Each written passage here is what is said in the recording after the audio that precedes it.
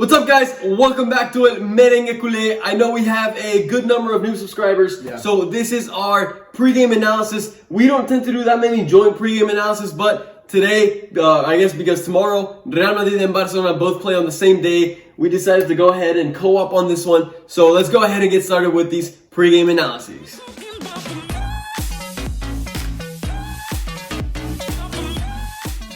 Because Madrid does play before Barcelona, why don't you go ahead and walk us through that game against Huesca? Alright, don't mind if I do. And now I do want to mention that Real Madrid's past two games at home have actually ended in no wins. So it is going to be interesting to see if Real Madrid can break this little crisis that they're going through at home and finally get a win, or if it's going to be 3 games consecutive that they don't pick up that win. So, okay, let's break down Huesca. Huesca is currently not having the best of seasons. They are found 18th in La Liga. So in that relegation zone with only 5 points. And funny enough, all 5 points, like they have 0 wins. All 5 points come from 5 ties, which means they've only lost 2 games. And so when you look at these ties, you actually find it to be pretty interesting who they've tied against, which goes to show that they're not that bad of a team. They have tied against Atletico Madrid, Valencia, and Villarreal.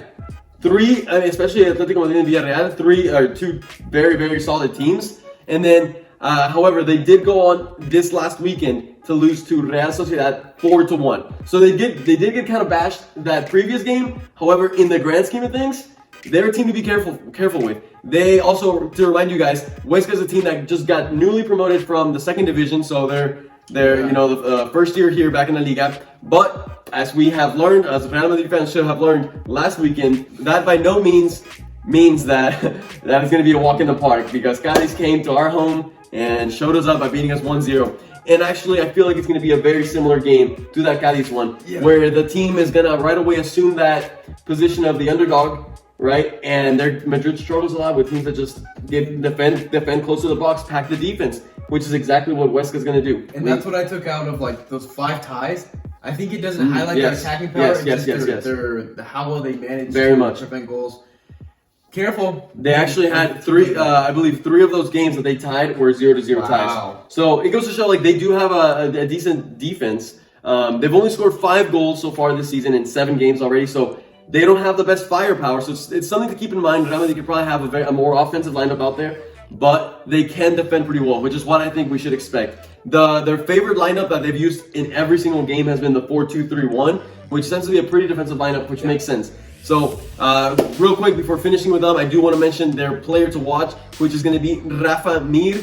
He is a 23-year-old that has only scored 2 goals. I mean, he's their top scorer, their striker. 2 goals in 7 games. You know, it's definitely not a good ratio, but better than Benzema.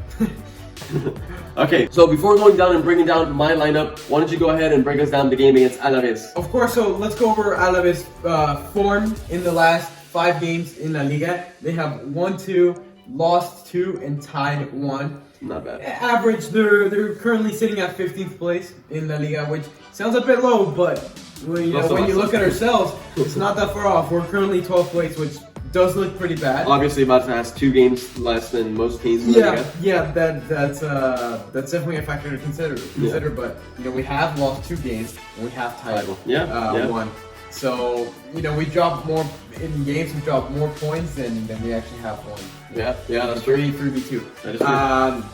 Piqué is back. Piqué had the red card against the Champions League game. So, Piqué is back. Alaves does have the advantage of having a full week of rest, whereas obviously we played against Juventus, a very tough team. Also, we just come against playing Madrid. So, we've had a very chaotic schedule, and I feel like this is the first little breather that we get. Not taking that victory against Juventus as a breather, even though they didn't really challenge too hard. Yeah, it was still a tough game. Yeah, I'm praying that the boys, the Barca squad, doesn't go into this game thinking it's gonna be a walk in the park.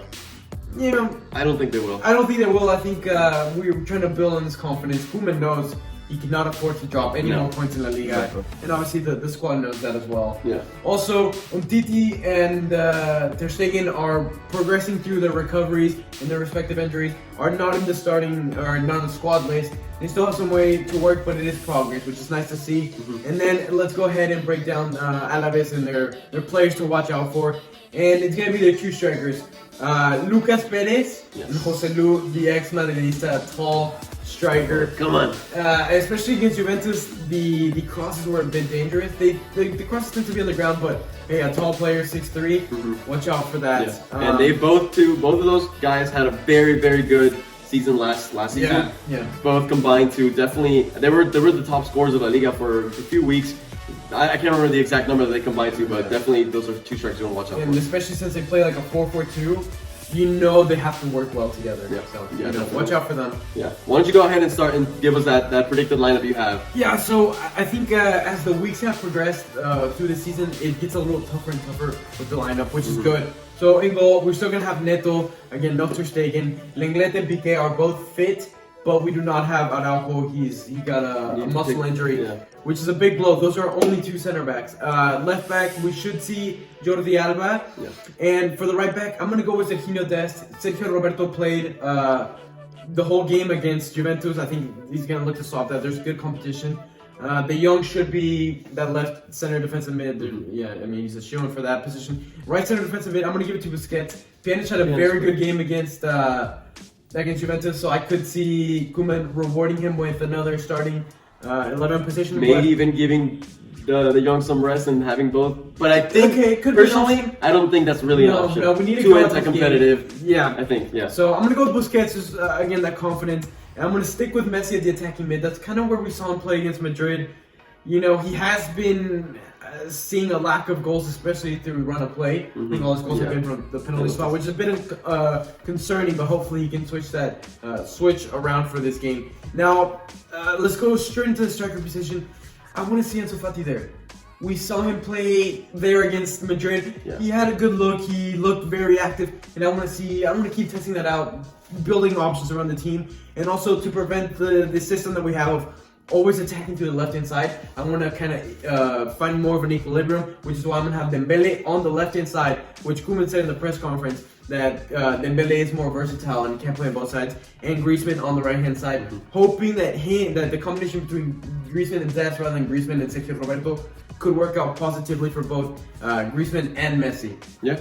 Take us through Real Madrid and their starting lineup. Okay, before getting started with Real Madrid's lineup, obviously, guys, as many of you have probably already heard, all the rumors and now confirmed, basically the drama that happened between Ferland Mendy and Benzema, and what Benzema was telling him about Vinicius Jr. at the halftime of that Mönchengladbach game, which was basically that Benzema was saying how Vinicius Jr. he told Mendy to not pass him the ball, and that he was basically playing against the team by losing all the balls that he was losing and whatnot. So at first that was a rumor, then it actually came to be true.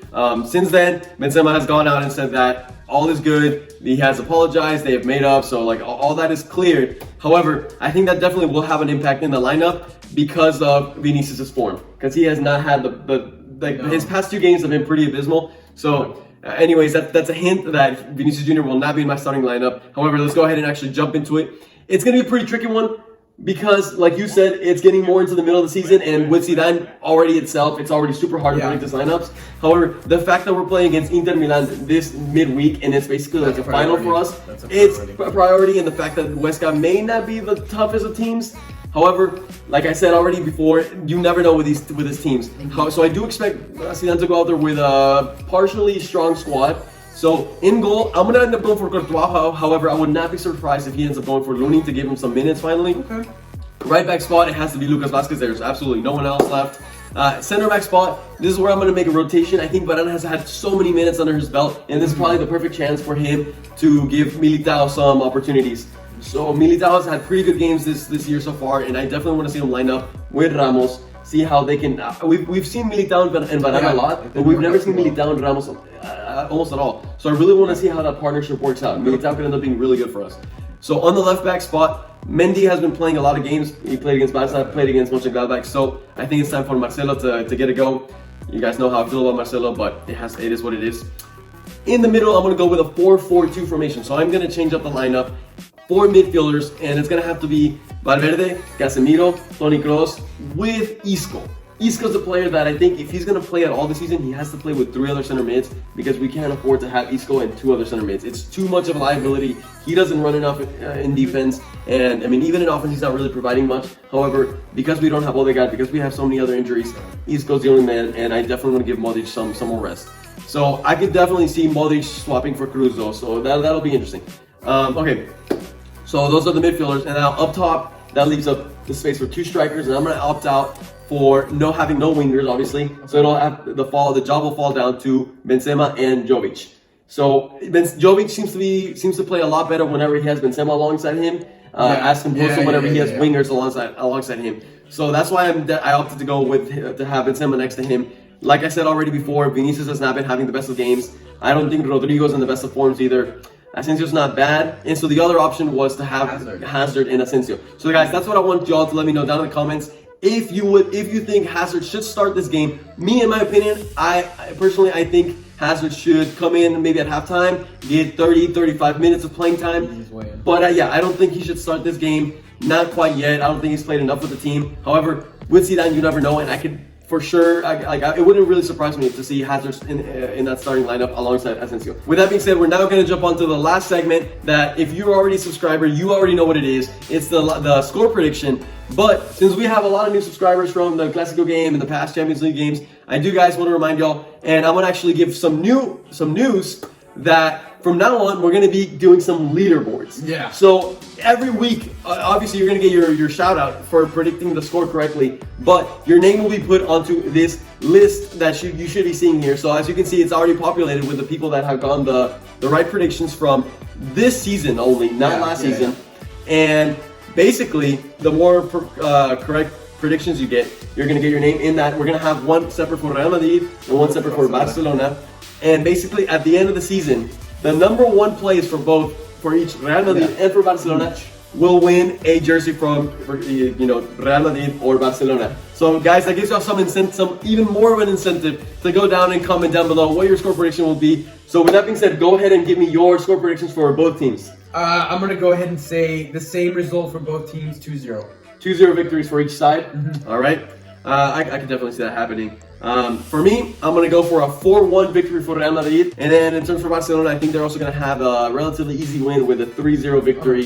Fati maybe getting himself some goals. Hopefully not. With that being said, guys, if you enjoyed the video, please hit a big thumbs up. Hit the subscribe button and the notification bell on so you can watch tomorrow's videos as soon as they come out. With that being said, guys, we'll see you guys tomorrow. And peace out.